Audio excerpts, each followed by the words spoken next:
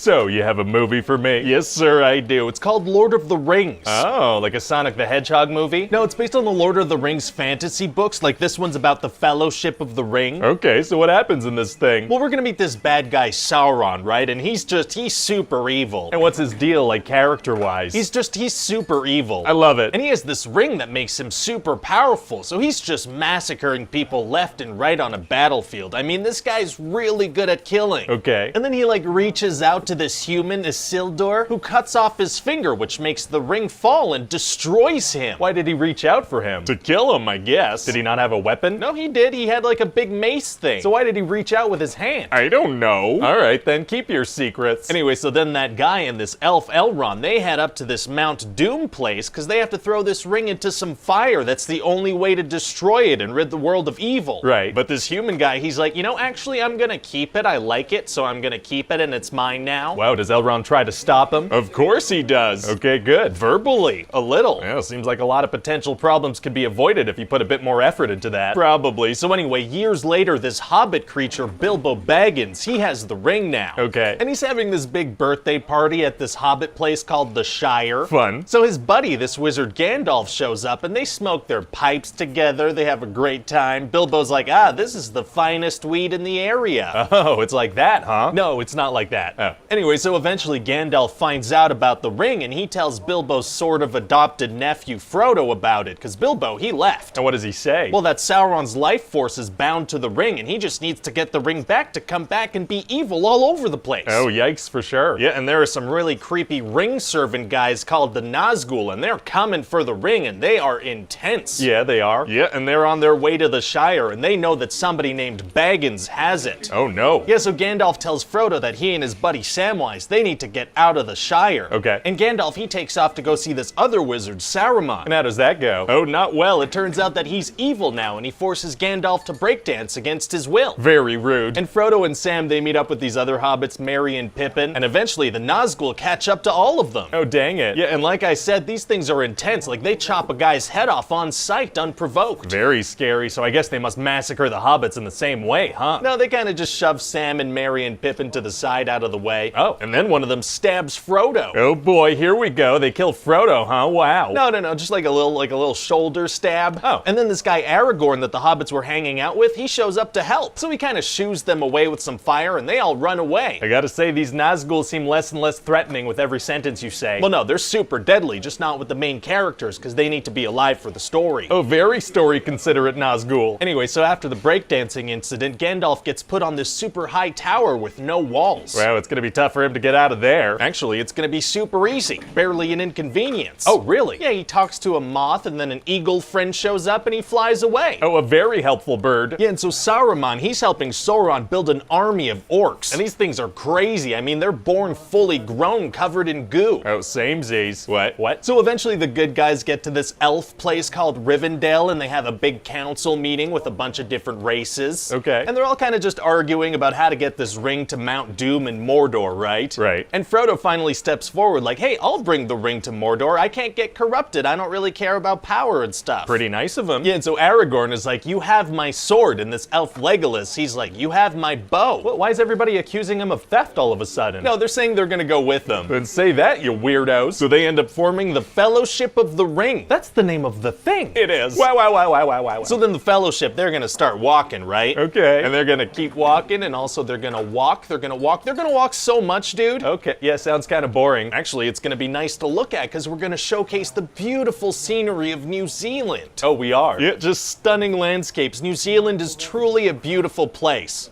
Okay, I mean, yeah, sure. So then what happens? Well, there's gonna be a fight in a mine with some orcs and a troll. Frodo's gonna get stabbed again. Oh, that guy's always getting stabbed. Yeah, but this time he's wearing a nice little dress, so it all works out. What? Well, technically it's chainmail, but it's definitely gonna look like he's headed to prom right after the battle. Well, okay then. And then Gandalf, he's gonna have to stand up to this big fire demon, and he's gonna end up falling. Oh, where does he fall? Into the sequel. Okay, great. And then the good guys are gonna get attacked by orcs again. Uh-oh. Yeah, and this one guy, Boromir, he was being kind of sketchy about the ring, but then he ends up dying trying to save Merry and Pippin. Oh, he's gonna die, huh? Definitely gonna get Sean Bean for that part then. Okay, why are you producer people so obsessed with killing that guy? Killing Sean Bean is tight. Fair enough. So anyway, then Frodo and Sam, they take off in a boat, and everybody else, they go try to save Merry and Pippin because they got captured. Very exciting. And so, yeah, I'll be back to tell you about part 2 soon. But shouldn't we wait to see how this first one performs? No, I want to shoot these all at once. Oh, really? Yeah. You in? I mean, I guess. I do have a question, though. What's up? Well, I mean, if Gandalf has access to eagles, why not fly the ring to Mordor? Oh, well, I mean, there are a couple of reasons why that's not really a possibility. Okay, do you think maybe we should explain some of those in the movie? No, I trust that everyone's gonna figure it out for themselves and it won't lead to any confusion ever. That is how these things usually go.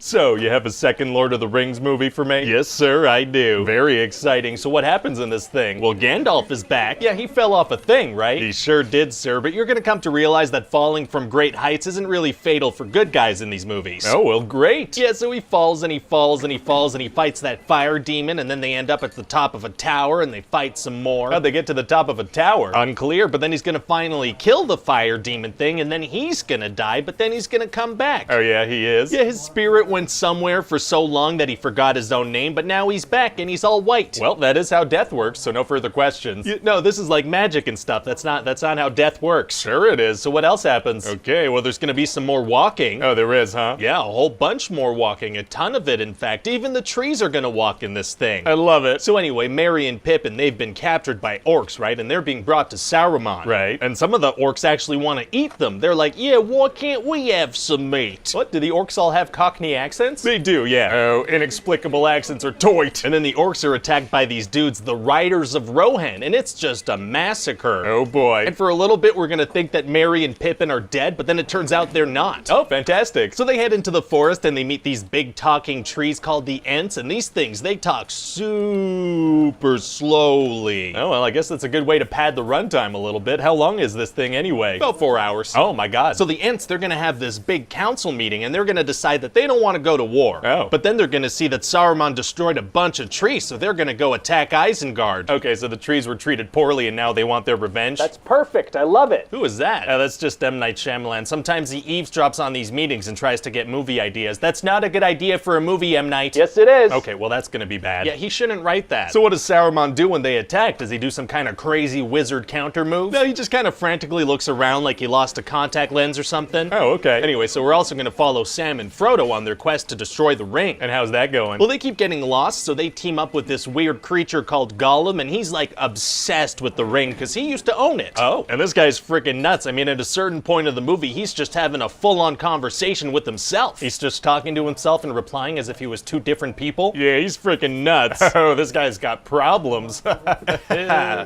So he guides them to where they need to go. He does, but when they get there, there are a bunch of soldiers and crap, and one of them comes really, really close to them. Oh my god, it's gonna be tough to survive that. Actually, it's gonna be super easy. Barely an inconvenience. Oh, really? Yeah, they hide under this blanket thing, which looks exactly like a rock, so it works out. How does it look exactly like a rock? Well, technically, it's an elven cloak, so... What's that made of? Plot armor. Oh, okay. And eventually they're gonna get captured by Boromir's brother Faramir, and he and his men are a little sketchy about the ring. That frickin' ring makes everybody sketchy. It sure does, sir, and eventually a Nazgul is gonna show up on this flying Feldbeast monster. Oh no. And the ring is gonna compel Frodo to go see the Nazgul and be like, hey, check out this ring, pretty cool, huh? That's a horrible impulse to have. But then luckily Faramir's gonna shoot an arrow at the Feldbeast, and so the Nazgul's gonna be like, wow, okay, never mind. It leaves. Yeah, it leaves, it flies away. But all of Middle-earth is hinging upon that one ring. The Nazgul's just gonna back off? Well, he didn't realize they had arrows. And doesn't this mean that Sauron knows exactly where the ring is now? Shouldn't he send all his forces towards Frodo? Well, to be honest, sir, this part wasn't in the books, but I thought it'd be cool, so I'm gonna need you to get all the way off my back about the story implications. Oh, okay, let me get off of that thing. Thank you. So what else happens? Well, Aragorn and Legolas and Gimli, they're still running around trying to find Merry and Pippin. Oh, yeah. And they meet this King Theoden, but he's all messed up looking. Oh, how come? Well, he's being, like, controlled by Saruman with the help of this sketchy advisor dude, Wormtongue. Never a good idea to hire somebody with worm in their name. Or tongue, for that matter. Anyway, Gandalf Gandalf manages to use his staff to do a kind of magic exorcism thing, and he saves the king. And so they kill Wormtongue? They don't know, because they're like, well, enough blood has been shed. So they lock him up in a cell? Nah, they let him go. Feels kind of dangerous. I mean, he'll probably run directly to his boss and give him more information. That's exactly what he does. I bet he did. Anyway, later there's a battle, right? And Aragorn, he falls off a cliff. Oh no, is he dead? Well, we're gonna think he's dead for a little bit, but heights don't affect him because he's a good guy. Right, okay, yeah. Oh, and he's also gonna have this flirty thing going on with this woman, Eowyn. And what sparks that flame? Well, they look at each other, so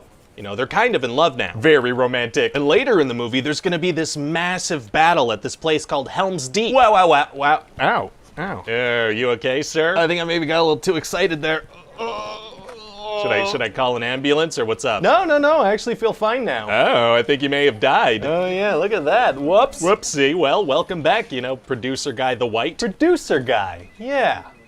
That's what they used to call me. Anyway, there's gonna be a battle. Oh boy, and how does that go? Well, there are only a couple of hundred good guys and like 10,000 orcs, so, you know, not great. Yeah, those aren't good numbers at all. But then some elves show up, and they're led by none other than Haldir. Hey, I don't know who that is. He was in the first movie for, you know, a couple of minutes, remember? I mean, kind of, maybe? It was a long script. Anyway, he's gonna get this super emotional death scene, and people are gonna be like, no, Haldir! Alright, I mean, you know, rest in peace, elf dude, I guess. So then the battle keeps going, and it's not looking good. Uh-oh. But then Gandalf had told them to look to the east at dawn, and sure enough, he's there right on time with a whole big army of backup. So wait, can he predict the future? That's a pretty precise statement to have given. Vaguely, sometimes, when the plot demands it, yeah. Very cool. And at a certain point, King Theoden, he's gonna turn to Aragorn and be like, let this be the hour where we draw swords together. Oh, a little art project. Not the best time for it, but still fun. No, they're gonna stab orcs with swords. That makes more sense. And then they're gonna win the frickin' battle. Fantastic. And Gandalf's gonna be like, the battle for Helm's Deep is over. The battle for Middle-earth is about to begin. Stay tuned for movie 3. Well, okay, that whole thing's a little on the nose. Maybe just cut out that last part at least? Okay, I'll cut out the last part. So what do you think? Well, it sounds great, but do you think maybe we're overdoing it with the fake-out deaths? It seems like we keep going back to that trick. Well, I don't know. There might be one or two.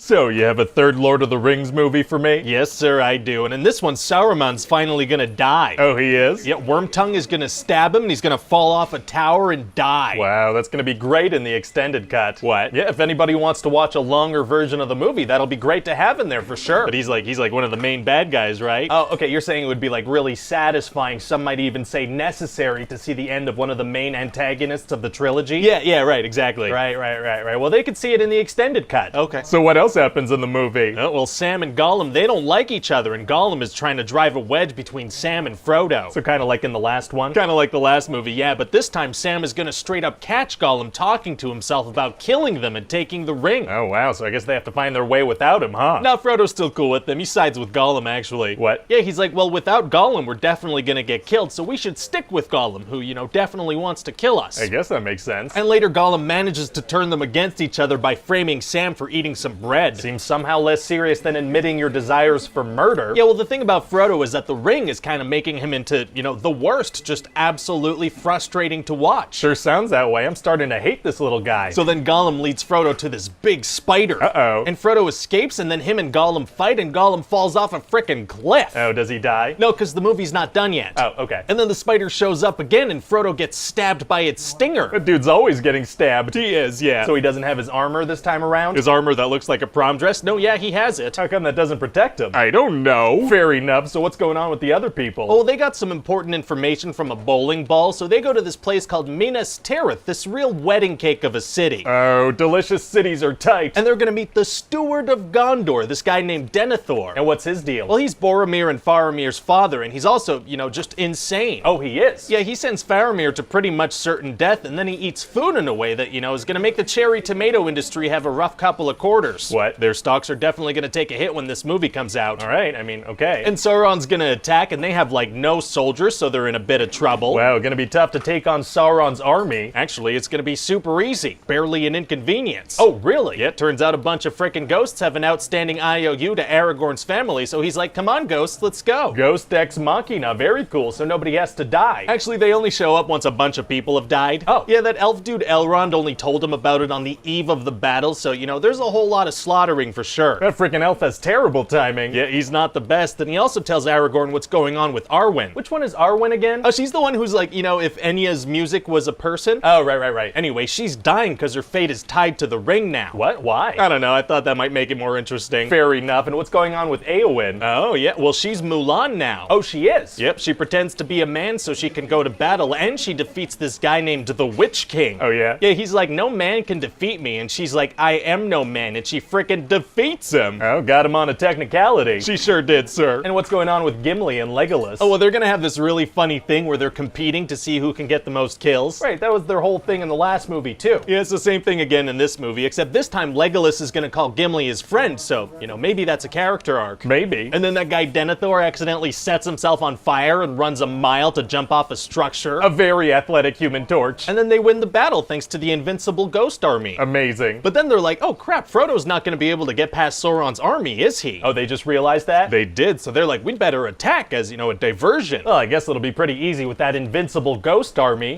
No, they let those guys go. Oh, they did? Yeah, Aragorn set those guys free. Fate of the World is in the mix. Feels like maybe they could have squeezed another battle out of them. Maybe. So anyway, then Sam and Frodo make their way up Mount Doom, and it's very difficult. So how do they get into the volcano? Well, once they get up, there's actually a very nice, convenient walkway. Well, you'd think Sauron would have guarded that or, you know, closed it up. At least a little gyprock. Yeah, well, he doesn't use any gyprock whatsoever. Well, okay then. So Frodo needs to throw the ring in the fire, but suddenly he's like, you know what? It's mine. Oh, no. And then he puts the ring on and he goes invisible and Gollum jumps on his back. Oh, he's gonna need him to get all the way off his back. Yeah, he's gonna get all the way off that thing. Well, great. By biting off Frodo's finger and dying. Oh my god. Yeah, he falls all the way into the fire and the ring gets destroyed along with him. Wow.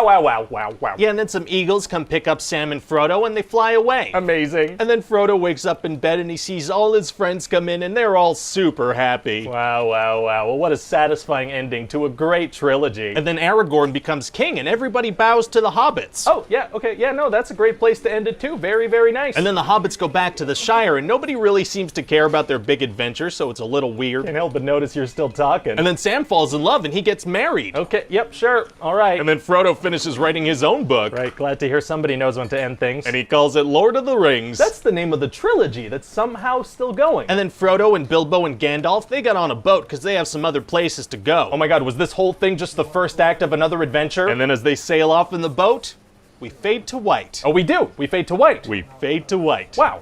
Okay, well, okay.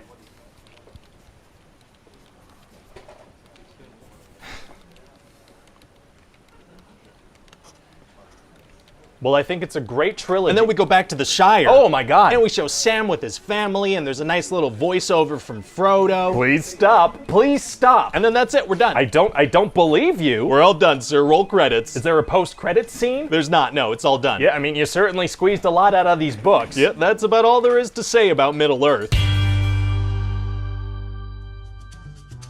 So, you have a movie for me? Yes, sir, I do. I was checking the calendar of when it's okay to start making money off popular franchises again, and guess what's coming up soon? Oh, is it Spider-Man? Well, obviously Spider-Man's gonna get squeezed. That's like a 2-year waiting period. No, I'm actually talking about Lord of the Rings. Oh, yeah, the studio is getting tired of not making money off that franchise, so what are we thinking? Like a reboot? Maybe Zac Efron as Aragorn? Well, although that is a horrifying idea that we'll probably do someday, I was actually thinking we could do The Hobbit. Wasn't that one book, though, so we're just gonna do one movie? No, I feel like we could get 3 out of that bad boy. How are we gonna do that? By padding the hell out of it and throwing a bunch of stuff in there that's just, you know, completely unnecessary. Sounds good to me. So what happens in this first movie? Well, we're gonna have Bilbo writing and talking about some of his adventures that we haven't, you know, cashed in on yet. Very exciting. And while he's writing, you know who's gonna pass by? Who? Friggin' Frodo Baggins from the Lord of the Rings movies. He's from the Lord of the Rings movies. He is, and so he's gonna walk by. Wow, so what's he gonna do? I just told you. Oh, okay. So then we're gonna flash back to a younger Bilbo and have him meet Gandalf. And how does that go? Well, it turns out Gandalf chose him for an adventure, but he's not into it. What's the adventure? Well, see, there are these dwarves, right? And they used to live in this place called the Lonely Mountain. Okay. And they had a bunch of gold there and this thing called the Arkenstone, but then a dragon showed up and just completely ruined everything. Right. But now they think that maybe the dragon is gone, so they're gonna go back. So why would Bilbo be needed for that? Well, because maybe they're gonna need a burglar. Is Bilbo a burglar? He's not, no. So I don't get. Listen, sir, I'd appreciate if you got all the way off my back about out why Bilbo's needed, okay? Oh, okay, let me get off of that thing. So anyway, Gandalf invites all these dwarves over to Bilbo's house without asking, and they start eating all his food. And who are these dwarves? What are their names? Oh, there's a bunch of them. There's Oin, Gloin, Keely, Feely,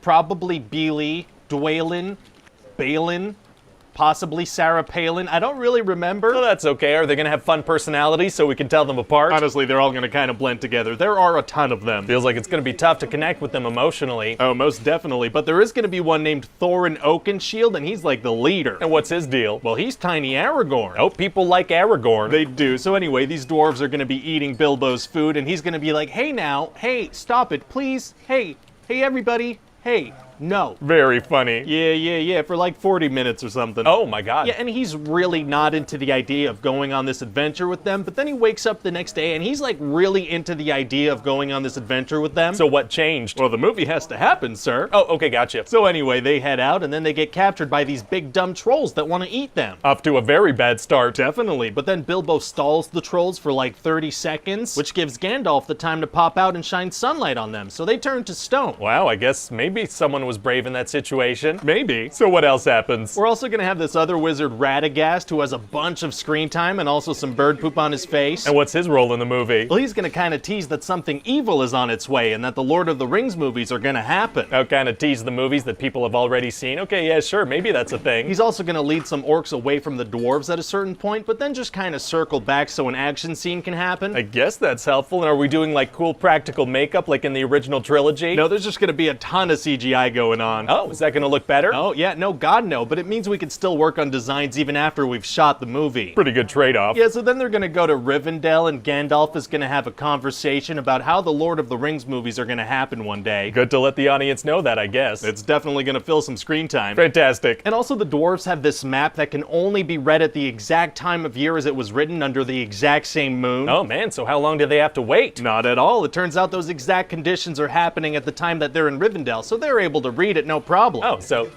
why even mention that? I don't know. Fair enough. Oh, also we're gonna have this scene where they're all on the legs of these giant rock monsters that are like punching each other. Oh, rock'em sock'em robots are tight. And they're also gonna get captured by some goblins. Made with CGI. Oh, offensively so. Wow. And Bilbo's gonna manage to slip away, but everybody else, they're gonna get brought in front of the Scrotum King. What? Sorry, the Goblin King. Oh, okay, and what's his deal? Well, he knows that this orc Azog has beef with little Aragorn, so he wants to give the dwarves to him. What's the beef? Well, Azog killed his grandfather, and he chopped off Azog's arm. Okay, yeah, so they probably don't like each other. And Bilbo's gonna end up finding the ring and then having a big interaction with Gollum. Remember him from the other movies? I remember him from the other movies. Yeah, and so Gollum wants to eat Bilbo, but instead they have this riddle battle. And how does that go? Well, Bilbo's gonna win by accidentally asking, what do I have in my pocket? Which isn't a riddle, but somehow that's still the winning point. Well, and so how does everybody escape? Well, frickin' Gandalf pops out and helps rescue them again. Oh, that guy's always doing that. It is his thing, yeah, for sure. Amazing. So they kill the Scrotum King, and then they survive Deadly Falls without so much as a scratch. That's Lord of the Rings tradition at this point. It is, yeah. Well, great. But then they're gonna get chased by Azog and his orcs, and they're gonna get trapped in a tree. Uh-oh. But little Aragorn, he's so mad that he attacks Azog, and he just gets his butt kicked. Not good at all. But then Bilbo jumps in to help, and all the other dwarves, they jump in to help too, but it's still not going too great. Oh, sounds like it's gonna be tough for them to get out of there alive. Actually, it's gonna be super easy. Barely an inconvenience. Oh, really? Yeah, Gandalf has a bunch of eagles pick them up, so...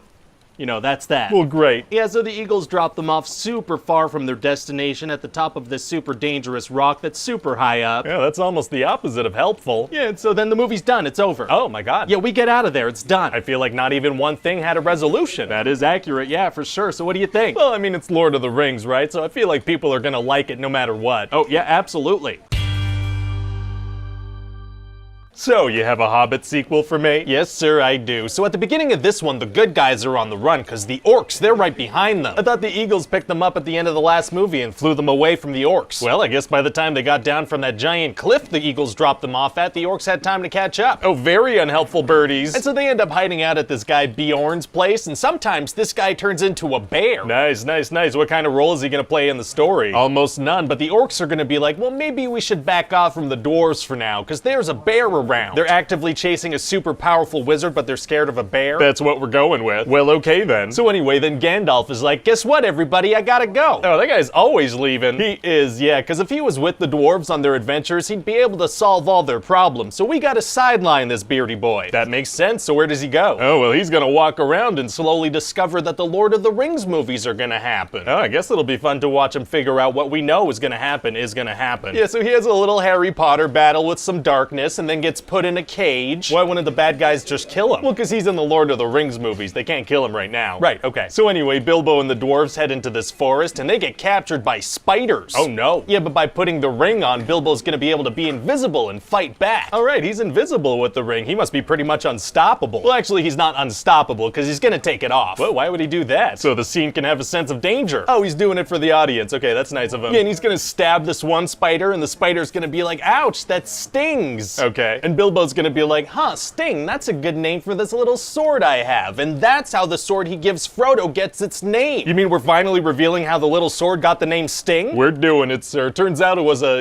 dying spider describing the pain of a fatal stab wound. Very good to know. Yeah. I mean, don't get me wrong, I love the Lord of the Rings movies, but the whole time I was sitting there like, okay, but why is that little sword named Sting? Like, what's the backstory there? A spider in a lot of pain. It's a good thing we're making these movies for sure. Anyway, then Legolas is gonna show up. Remember him from the Lord of the Rings movies? He's from the Lord of the Rings movies. He is, and this dwarf Gloin is gonna show him a picture of his son Gimli. Remember him? Where's he from? The Lord of the Rings movies. He's from the Lord of the Rings movies. He sure is, sir. It's all connected. So all the dwarves end up getting captured by elves and put into little prison cells. Okay, so these guys are just constantly getting captured. Practically non-stop, sir. So then we're gonna meet this lady elf named Tauriel. Okay. And this dwarf Keeley is gonna be like, aren't you gonna search me? I could have anything down my trousers. Oh, gross. Yeah. And so obviously that's gonna spark quite the romance between them. Oh, it is. It's just like in real life, you make an overt reference to your junk the very first time you meet a woman, and that leads to them falling in love with you. Yeah, I'm not sure that's how it works. Actually, it is, sir, and I should know. I spend most of my time on the internet, and I almost went on a date one time. All right, it does sound like you know what you're talking about. Anyway, so I figure with this storyline, we're adding like a whole new dimension to the Hobbit trilogy. What dimension is that exactly? Is the hot little dwarf gonna get to sleep with the hot elf lady? Gotcha. So then Bilbo's gonna use his magic ring to become invisible and help them all escape. This kind of feels like familiar territory. And they're all gonna get into these barrels and escape down the river of questionable physics. Oh, sounds exciting, but wouldn't the barrels just fill up with water and sink? Not on the river of questionable physics, they don't. In fact, they practically take flight and take out hordes of orcs on their own. Wow. And then at the end of this big sequence, the elves are gonna capture an orc for questioning. Oh, they are? Yeah, and he's gonna be like, guess what? We hit that hot dwarf with a poison arrow, so he's gonna die in a couple of days. Kinda weird of him to give up that random tidbit of information. Does he know that she's romantically interested in him? No, but she needs to know this information for the plot so she can go heal him later, so this orc is just gonna kinda brag about it for no reason. Oh, okay, he's a plot orc. He is. So then the dwarves are gonna get to this lake, and they're gonna have to figure out how to cross it. Oh, what are they gonna do? They're gonna pay a guy to bring them across it. Right, okay, that's a pretty straightforward way of dealing with that problem. Yeah, so this guy Bard is gonna smuggle them into Lake Town in some fish barrels, and they're gonna come out of a toilet, and we're gonna spend some time talking about Lake Town politics. Sure, I guess we gotta fill these movies up with something. We're also gonna find out that this guy Bard has something called a black arrow, and that's the only way to kill a dragon. Oh, good, so the dwarves bring that up to the mountain? Nope. Oh, okay. Anyway, eventually Thorin's gonna get most of the gang going, and they're gonna head to the Lonely Mountain. Nice, did they get captured along the way? Not this time, surprisingly. Oh, good for them. And their map says that the last light of Durin's Day will shine upon the keyhole on the mountain, but then it frickin' doesn't. Oh, weird. Yeah, so Thorin's like, well, I guess it's time to pack it up and go home. This didn't work out at all. What? Yeah, he's all done with it. He gives up. They came all this way, they don't even try looking for the keyhole for a bit? They don't, but then Bilbo realizes that the map actually meant moonlight, so then he finds the hole, no problem. Oh, unnecessarily vague ancient maps are tight. So then Bilbo has to go inside the mountain and find this thing called the Arkenstone. Right, and why do they need that again? Well, because when they have that, it means that Thorin can rule. How does the stone help with that? Unclear, it just kinda does. Does he show it to people like an ID card and they're like, oh yeah, that's the king? Something like that, I guess. So anyway, Bilbo goes inside and there's just a sea of gold. Like, I mean, there is a ton of it. Wow, gonna be hard to find the Arkenstone in there. Actually, it's gonna be super easy. Barely an inconvenience. Oh, really? Yeah, it's just kinda next to him. It's just kinda right there. Oh, yeah, he sees it pretty much right away. Wow, well, good,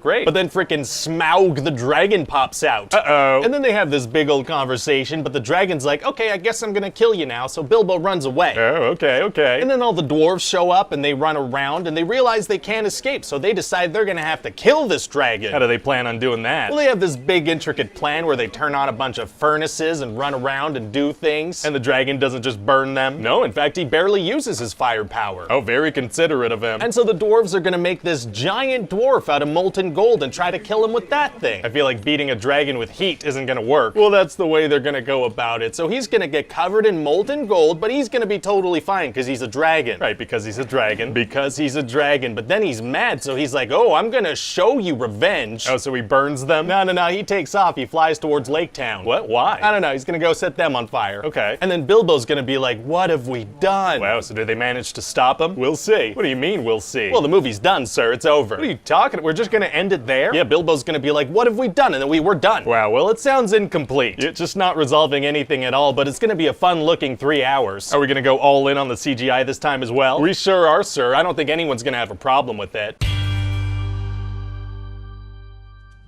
So, you have another Hobbit movie for me? Yes, sir, I do. So Smaug is attacking Lake Town, and it's burning, and it's all on fire, and it's crazy. Oh, just jumping right in. Oh, yeah, sir, because remember we didn't really end the second movie, we just kind of cut to black so people would come see this movie? Right, okay, we should probably wrap up that movie before jumping into the third. Exactly, so Smaug is burning up Lake Town. I mean, he's really going at it. And he's attacking Lake Town because he's mad at the dwarves he left back at the mountain that aren't even from Lake Town. That's right. Oh, a very strangely motivated lizard. Yeah, and at a certain point, that bard guy is gonna shoot an arrow off his own son and kill Smaug. Oh. Yeah, and so within the first 10 minutes, Smaug is dead and the second movie's over. Now, do you think that starting this thing with what should have been the climax of the previous movie is gonna have any weird effects on the structure and flow of this thing? Oh, you know, I never actually gave that any thought.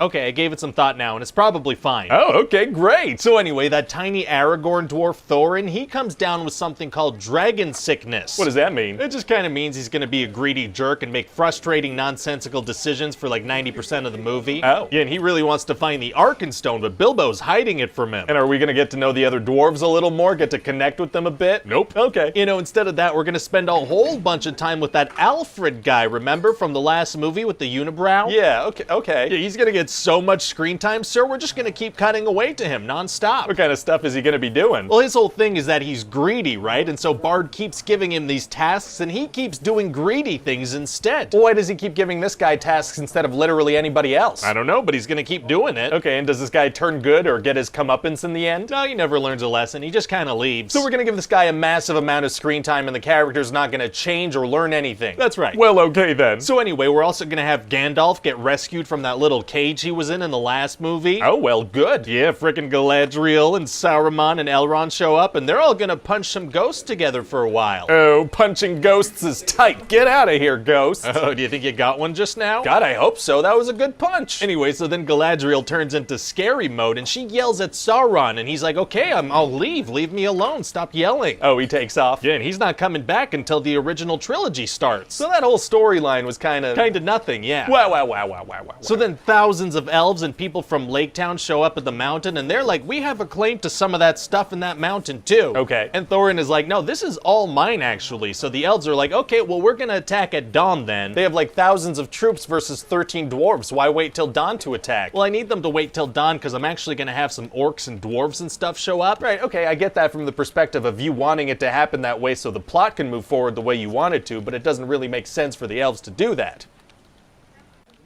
But I want it. Oh, well, it sounds like you really do want it, so let's not get logic get in the way of that. Okay, great. So then Bilbo brings the Arkenstone to the elves because he doesn't want the war to happen. Okay. But then there are orcs, so a war happens anyway. Oh boy. Yeah, and the orcs, they have those giant sandworms from Dune on their side, so those things are gonna show up. Oh, are they gonna dig right into the mountain so the orcs can claim it? Nope. Oh, are they gonna dig into the battlefield and take out the good guys from underneath? Nope. Are they gonna, what are they gonna do? They're gonna make some tunnels for the bad guys and then disappear completely. Oh, okay. And how did the bad guys even get these giant worms to work with them? Okay, sir, they're not even in the movie anymore. Can we stop talking about them? Oh, my bad, I guess. And so everybody's fighting and the dwarves are like, where's Thorin? We're gonna lose if he doesn't come out of the mountain. Would Thorin and 12 dwarves really make that much of a difference? Apparently so, but Thorin, he's still dealing with his dragon sickness, so he's not coming out. Oh man, is it gonna be tough for him to get over that? Actually, it's gonna be super easy. Barely an inconvenience. Oh, really? Yeah, he just kinda has this dreamy vision thing where he's falling in gold, and that cures him. He's all all better after that. He's good. Oh, well,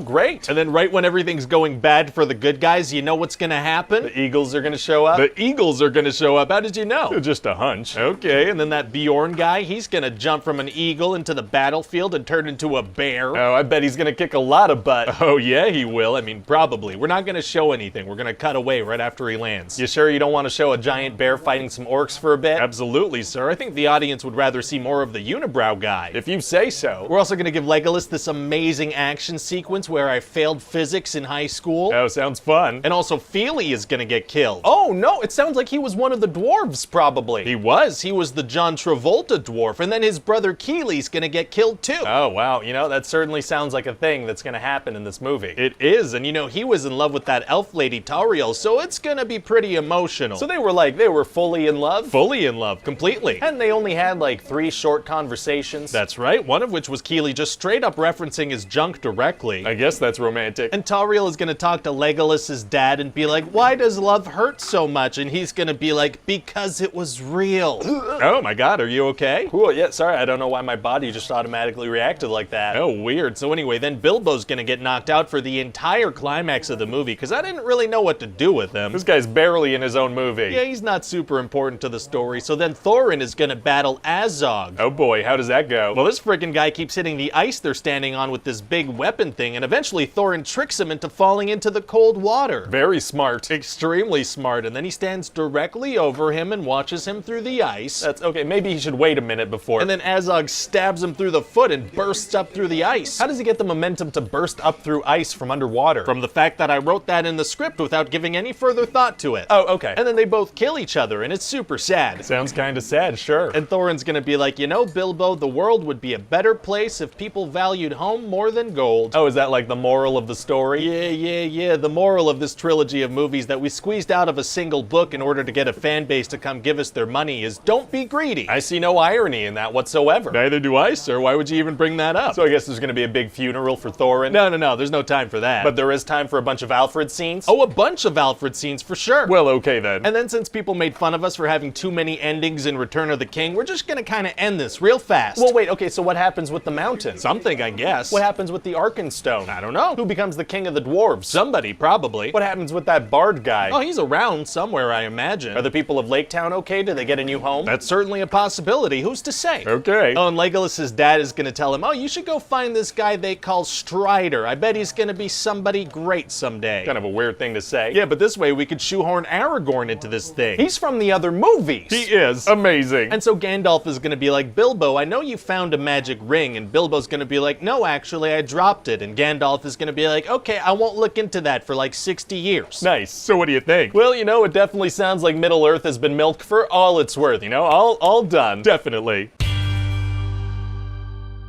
So, you have a new show for me? Yes, sir, I do. I was thinking we make a Lord of the Rings show. That's a recognizable name. It sure is, sir. So all we have to do is spend a bunch of money on the rights, and it's a guaranteed hit. And also make a good show that people will like, presumably. I mean, yeah, no. We'll see how it goes. Amazing. So what happens in this thing? Well, it's gonna take place like thousands of years before the Lord of the Rings trilogy, right? And we're gonna follow Galadriel. Is that how people are gonna pronounce things the whole time? Númenor. It's pretty distracting. Morgoth. Sauron. Oh, please stop that. Sorry. So anyway, Galadriel's brother was killed by Sauron back in the day, so she's been trying to hunt him down. Okay. And nobody really believes her, but she's still like pushing on the search through the snow, risking people's lives, being real mean to everyone, and they're gonna get attacked by an ice troll. Oh no. Yeah, this thing's super strong. It's taken out elves, but then Galadriel is so strong, she takes this thing out with no problem at all. Oh. Yeah, she's so good, it's not even a danger for her. She was never in danger at all. That's kind of... So the main character's never in any danger? Never, because she's so good. Not super exciting, actually. Not a danger on her horizon. Nothing's a threat for her. All right. Anyway, so the other elves are like, okay, we'll stop putting us in danger, and they put her on a ship to Valinor. Stop. And so they're basically sending her there to get rid of her. Oh, so what does she do? Well, just as they're getting there, she decides to jump off the ship into the water. Is she planning to swim back to Middle Earth? Yeah, that's the plan. Oh my god, you're serious. She's Galadriel. She can do anything. Right. right, okay. And then as she's swimming back, she's gonna come across some shipwrecked people, including this one guy, Halbrand. And what's his deal? Oh, well, he and Galadriel are gonna kind of team up throughout the season, but then at the end of the season, there's gonna be this big reveal that he's actually Sauron. So while swimming across an ocean, Galadriel just happened to run into the evil being she's been looking for. Yes. That works. Oh, thank God. So eventually they end up at this place called Numenor. And what happens there? Well, she tries to convince the Queen Regent to give her a ship to go back to Middle-earth. Oh, she's got to do some diplomatic relations, huh? How does she handle that? With massive disrespect. Oh. You'll see, sir, this isn't the Galadriel we know from the Lord of the Rings movie. She's still young and immature. Right, okay. She's only a couple thousand years old at this point. Well, anyway, also during this season, we're gonna follow these little creatures called the Harfoots. And they're gonna find this really tall magical man who fell from the sky. A tall magical man, huh? And he's got a beard and long hair and a long robe. So he's Gandalf? No? That's definitely Gandalf though, right? Okay, well sir, it's gonna be kind of a big reveal later. Obviously being Gandalf is tight. It's gonna be a big mystery, sir. No, it's not. Okay, so anyway, the Harfoots that are taking care of this tall magic man, they're very loving and wholesome. Oh, that's nice. Unless you become a minor inconvenience to them, in which case they will leave you to die. Oh, my God. Oh, and also at the beginning of the season, these orcs are gonna be digging tunnels. Like for fun? No, they're up to something. Oh. And they're gonna end up attacking this freaking village in the Southlands. Are the villagers gonna fight? A lot of them are, yeah, because 2 or 3 times per episode, somebody stands up and gives an inspirational speech. Kind of a lot of speeches. It is a lot of speeches. But what, are we supposed to just stand around and not listen to a bunch of speeches? No! Today is when we take our stand. What are you even talking about? I don't even know. I've written so many of those, my brain is basically mush at this point. Anyway, this village is gonna get massacred by orcs. Jeez. Yeah, but luckily Galadriel spent 3 episodes begging the queen for an army, so they sweep in and save the day. How'd they know where and when to show up? Hey, shut up. So then Galadriel is gonna present that Halbrand guy to the villagers and be like, by the way, this is the king of the Southland. So they're all like, oh my God, we have a king? That's great. They're all just super happy. They don't have any questions about that. That's right. Why did she say this guy's king anyway? Because he had this little royal emblem thing on him, but he says he got it off a dead guy. That's pretty suspicious. No, it's not. So everyone's on board with him being king. All right. Anyway, then this bad villager dude is gonna shove this magical sword into a giant Rube Goldberg machine that breaks a dam that fills up the orc tunnels with water, which makes a big volcano go off. What? Yeah, that just happened.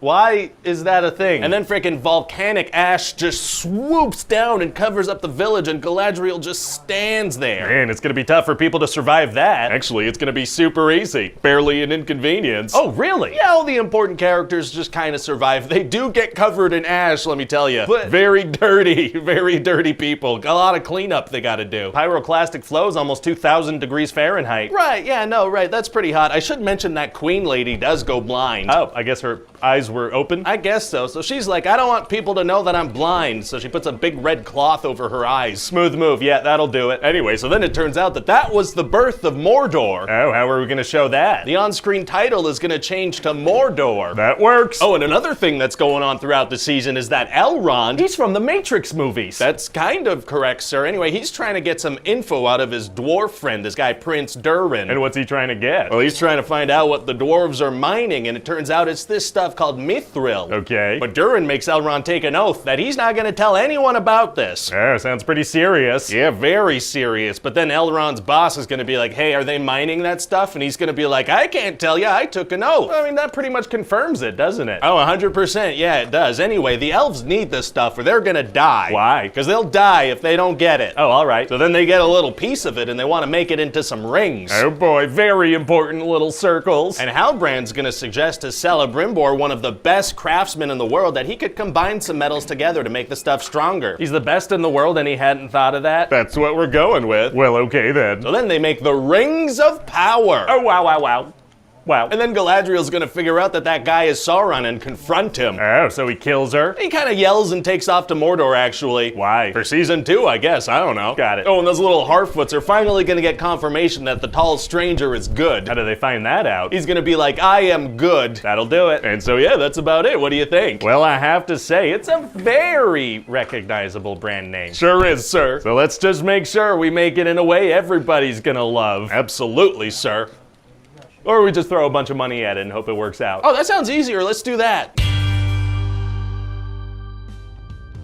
So, you have a second season of The Lord of the Rings: The Rings of Power for me? Yes, sir, I do. Fans love when we slap our colons onto their favorite franchises. Yeah, they do. The cultural impact that the first season had is incalculable. Oh, really? Yeah, well, in the sense that we don't have any data of any impact, but it's still pretty cool. That is pretty cool. So tell me about the second season. What's going on with everybody? Oh, but we're gonna start off with some Sauron backstory, right? Turns out he was betrayed and killed by Adar and some orcs, but then eventually he became the Venom symbiote, so he ended up being okay. What? Yeah, he tumbled around as Venom for a little bit before landing on his final form of scraggly but handsome 5 o'clock Shadow Man. Pretty cool that he could customize his character like that. Right? So anyway, then he got into a shipwreck and had a little meet cute with Galadriel in the middle of the ocean. So what's going on now that she knows that he's Sauron? Well, she thinks they should use the rings forged in the first season to fight him, and the High King agrees. Kings that get high are tight. That's not... Never mind. So Elrond, he thinks not that. So he takes the rings and jumps off a big old waterfall. Is he okay? Obviously, yes. So he goes to see this old wise elf to help him, and the elf is like, we should totally use these rings. So what did that accomplish? We filled up some screen time, and we're closer to our content targets on Amazon Prime Video. Oh, wow. Yeah, super exciting stuff. So then Galadriel gets a ring. How? It rolls to her feet, and so she's like, well, that's mine now. That works. And what about the other characters like Tall Wizard, who is definitely not Gandalf? Oh, well, we're gonna find out at the end of this season that he is Gandalf. What? Yeah, and that's gonna allow us to spend this entire season doing what every good prequel does. Revealing how he got his name and accessories. Exactly. So he figures he needs a staff, and he's gonna help those non-Hobbit hobbits, and he's gonna get one. Amazing. Now, one of those non-Hobbit hobbits is gonna kiss a boy on the mouth. Ew. Why? I don't know, but that's in here. Oh, okay. And eventually, these other little folks that he helps out are gonna be like, well, thanks a lot, Grandalf. And he's gonna be like, Grandalf,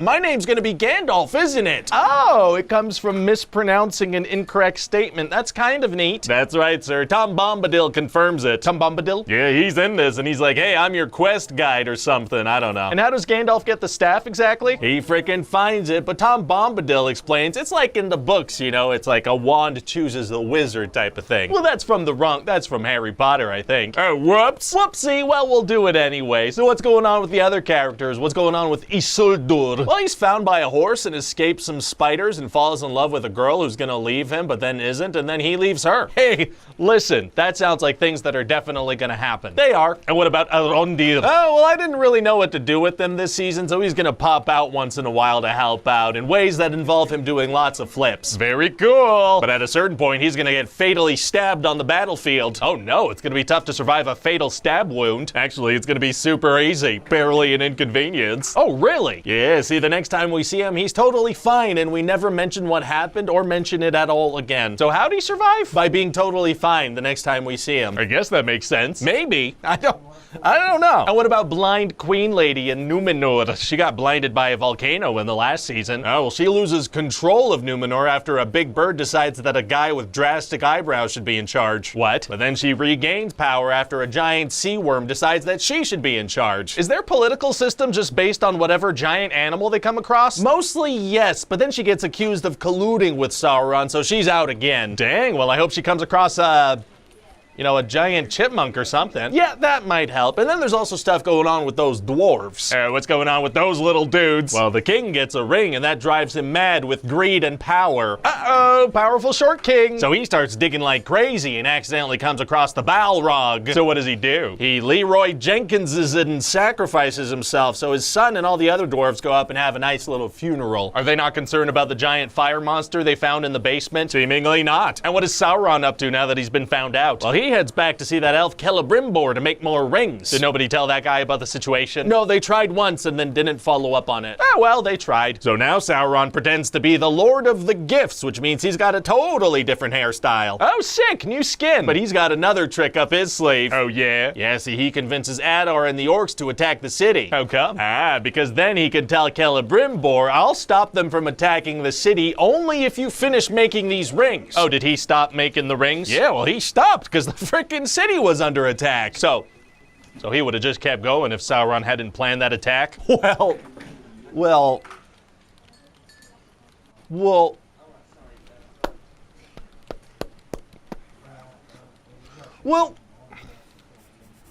Well, listen, I do want to see some orc warfare. Well, good. That's they would get there that way with this. Very cool. Yeah, they're gonna do some freaking cool stuff like destroy a mountainside so it crumbles down and dams a river, which means they can walk right across. Hey, listen, I don't think that's how rivers or mountains work, but it's like I told my friend before he fell into a hole to his death. Oh, well. Then there's also gonna be a big fight scene between Sauron and Galadriel because they're in love, I guess? I don't care. And how does that go? Well, she's gonna get seriously stabbed and throw herself off a cliff to get out of there. Well, she can't die. She's in the Lord of the Rings movies. That's right, yeah, and so that's why, no, she doesn't. She's all right. Well, great. And you know, in fact, anyone that we know from the Lord of the Rings movies that's in this show will not be dying in this show. So that's, yeah, I guess that'll be exciting to watch, even though we know they're not in any danger. Right, because it's like, well, what if they have a bad day? They wouldn't like that. Yeah, that would suck for them, probably. Probably. So then all the main elf characters pose dramatically, and we're done. Well, it sounds like a second season. Another one, number 2. Yeah, I mean, let's hope people like it so we can keep making more. Well, that doesn't really matter. We spent well over $1 billion on this. We're in this now. What? Hi, this is Ryan George from The Thing You Just Watched. Please enjoy this slideshow from The Thing You Just Watched.